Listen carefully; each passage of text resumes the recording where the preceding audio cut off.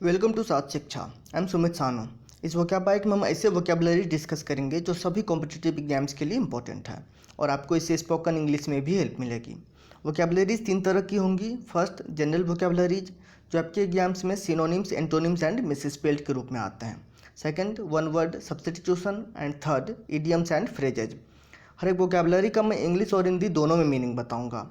इन vocabularies को मैं sentence में यूज़ करके भी दिखाऊंगा जिससे आप इनकी मीनिंग अच्छे से समझ पाएंगे और आपको रटने की आवश्यकता नहीं पड़ेगी।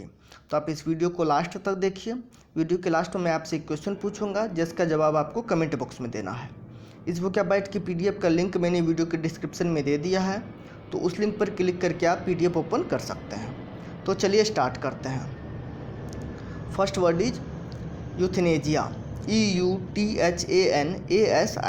Euthanasia means the act of killing someone painlessly, especially to relieve suffering from an incurable illness. Incurable illness होता है लाइलाज बीमारी, ऐसी बीमारी जिसका कोई इलाज नहीं है। तो यूथनेजिया का मतलब होता है इच्छा मृत्यु। मीन्स कोई व्यक्ति जिसे ऐसी बीमारी है जिसका कभी इलाज नहीं हो सकता, वो लंबे समय से बीमार है और उस बीमारी में चल फिर भी नहीं सकते और उस बीमारी में बहुत ज़्यादा कष्ट होता है। तो ऐसे में वो व्यक्ति इच्छा मृत्यु की मांग करता है ताकि उसे इन कष्ट से मुक्ति मिल जाए। तो इसे यूथनेजिया कहते हैं। आप पिक्चर में देखिए, आपने गुजारिश मूवी शायद देखी होगी। उसमें ऋतिक रोशन जिस कैरेक्टर को प्ले कर रहा होता है वो कैरेक्टर बहुत लंबे समय से बीमार चल रहा होता है और ऐसी बीमारी है जिसका इलाज कभी नहीं हो सकता। उस बीमारी में बहुत ज़्यादा कष्ट है और उस बीमारी में चल फिर भी नहीं सकते। तो इस कष्ट से मुक्ति पाने के लिए वो कैरेक्टर इच्छा मृत्यु की मांग करता है, मीन्स यूथनेजिया की मांग करता है। यूथनेजिया को मर्सी किलिंग भी कहा जाता है। Next is posthumous. POSTHUMOUS। Posthumous means occurring after a person's death, means मरणोपरांत।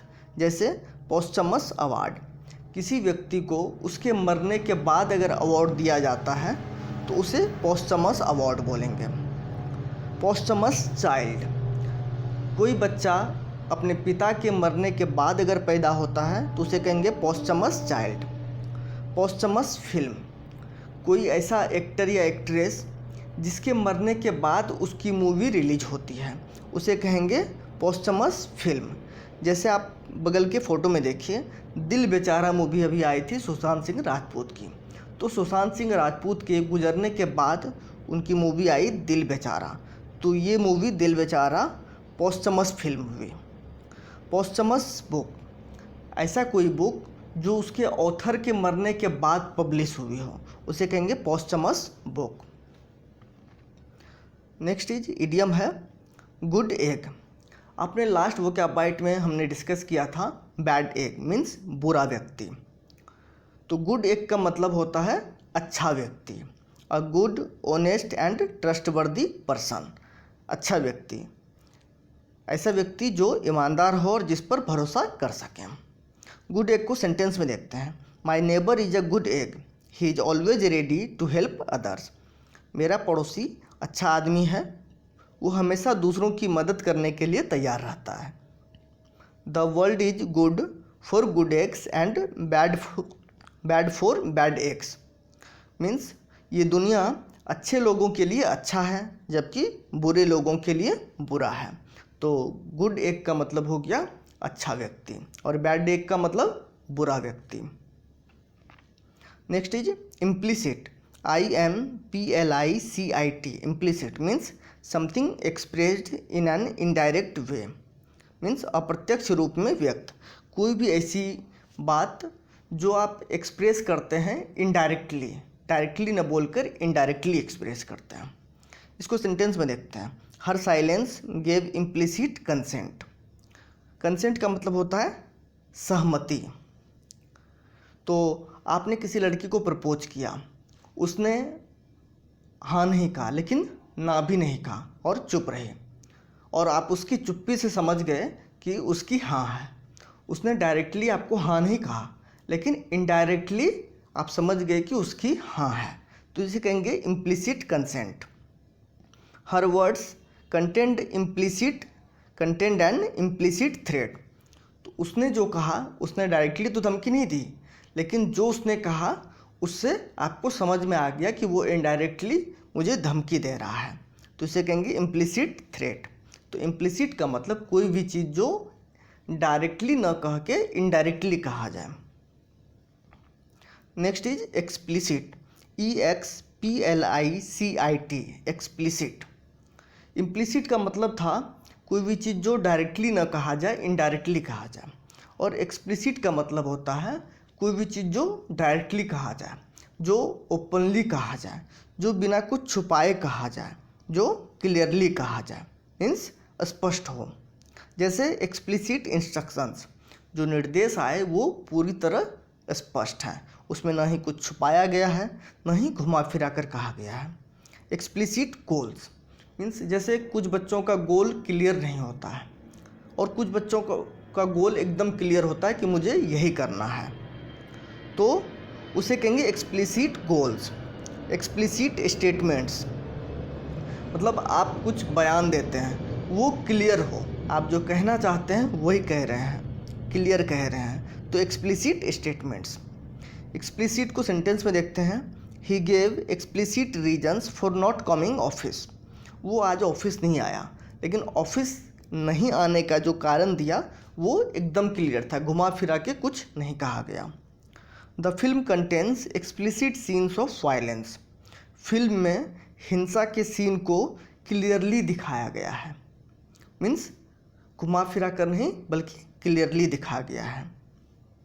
तो एक्सप्लिसिट का मतलब ऐसी कोई चीज़ जो क्लियरली कहा जाए, डायरेक्टली कहा जाए, ओपनली कहा जाए, बिना कुछ छुपाए कहा जाए। Next is shallow, SHALLOW, shallow means having little depth, means छिछला कम गहरा। जैसे शैलो लेक, कोई झील है जिसकी गहराई बहुत कम है तो बोलेंगे शैलो लेक। शैलो पिट, कोई गड्ढा है जो बहुत गहरा नहीं है, कम गहरा है, तो उसे कहेंगे शैलो पिट। शैलो कट, आपकी उंगली कट जाती है लेकिन वो ज़्यादा नहीं कटा है, ऊपर ऊपर थोड़ा थोड़ा कटा है, तो उसे कहेंगे शैलो कट। शैलो नॉलेज, किसी चीज़ पर आपका ज्ञान वो गहरा नहीं है, ऊपर ऊपर जानते हैं, ज़्यादा गहरा नॉलेज नहीं है, तो उसे कहेंगे शैलो नॉलेज। इसको सेंटेंस में देखते हैं, put the milk in a shallow ball. दूध को ऐसे कटोरे में रखिए जिसकी गहराई बहुत कम है। The journalist presented a shallow analysis of farmers problems. उस पत्रकार ने किसान की समस्याओं का जो विश्लेषण किया वो बहुत ही शैलो विश्लेषण किया, मीन्स ऊपर ऊपर से विश्लेषण किया, ज़्यादा गहराई में जाके विश्लेषण नहीं किया। तो शैलो का मतलब कोई भी चीज़ जो आप डीपली नहीं करते हैं, ऊपर ऊपर से। अच्छा, शैलो का एक एंटोनिम आपने देखा होगा, पहले डिस्कस किया होगा, प्रोफाउंड मीन्स बहुत डीप। जैसे प्रोफाउंड नॉलेज, बहुत ही गहरा नॉलेज किसी चीज़ पर। अब लास्ट वीडियो के क्वेश्चन का आंसर। क्वेश्चन था a suitable word for relating to cat. सही आंसर है ऑप्शन नंबर 2, फिलाइन। फिलाइन का मतलब होता है कोई भी चीज़ जो बिल्ली से संबंधित हो या बिल्ली जैसा।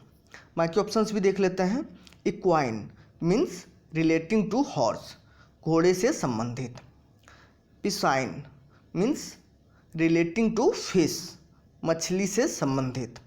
Canine means relating to dogs, कुत्ते से संबंधित। एक और वर्ड था इसी तरह का, ovine, OVINE, ovine means relating to sheep, भेड़ जैसा या भेड़ से संबंधित। अब आपके लिए आज का question, the science of growing fruits vegetables ETC in garden is called. आपके पास 4 ऑप्शन है, sericulture, apiculture, horticulture and floriculture. इन चारों में से जो भी ऑप्शन सही आंसर होगा वो आपको कमेंट बॉक्स में लिखना है। और कमेंट बॉक्स में आंसर लिखते समय आप ऑप्शन नंबर लिखने के बजाय पूरा आंसर टाइप करने की कोशिश कीजिए, वो भी ऑटो करेक्ट और सजेशन की हेल्प लिए बिना। इससे आपकी स्पेलिंग इम्प्रूव होगी। इस वोकैबुलरी में हमने जितने भी वोकैबुलरी डिस्कस किए हैं उनमें से मोस्टली किसी न किसी एग्जाम्स में पहले पूछे जा चुके हैं और ये बहुत इंपॉर्टेंट है, इसलिए इन्हें आप वीडियो की PDF से नोट करके रिविज़न करते रहिए। और यही रीज़न है कि हर एक वीडियो के साथ उसका PDF मैंने ज़रूर दिया है। और मैं तो यही कहूँगा कि आप डेली मॉर्निंग में उठकर वोकैब देखा कीजिए। अगर आप ऐसा करते हैं तो आप देखेंगे कि कुछ समय बाद आपके वोकैबुलरी का स्टॉक काफ़ी बढ़ जाएगा। ये वीडियो आपको कैसा लगा हमें कमेंट करके ज़रूर बताइएगा। अगर इस वीडियो से आपको आपकी स्टडी में हेल्प मिली तो इसे लाइक करके अपने दोस्तों के साथ शेयर कीजिए। अगर आपने अब तक भी साठ शिक्षा को सब्सक्राइब नहीं किया है तो सब्सक्राइब करके बेल आइकन प्रेस कर लीजिए ताकि नेक्स्ट वीडियो की नोटिफिकेशन आपको मिलती रहे। Thanks for watching.